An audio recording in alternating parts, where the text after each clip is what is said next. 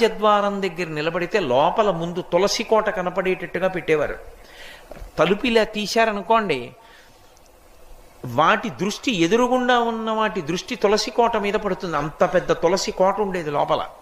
ఆ తులసి కోట కానీ ఎదురుగుండా ఉందనుకోండి, మీరు లోపలికి రావాలంటే ముందు తులసి కోట చూస్తే తప్ప ఇంకోటి కనపడదనుకోండి. లోపలికి వచ్చే ముందు ఉగ్రభూత ప్రవేశం ఉండదు.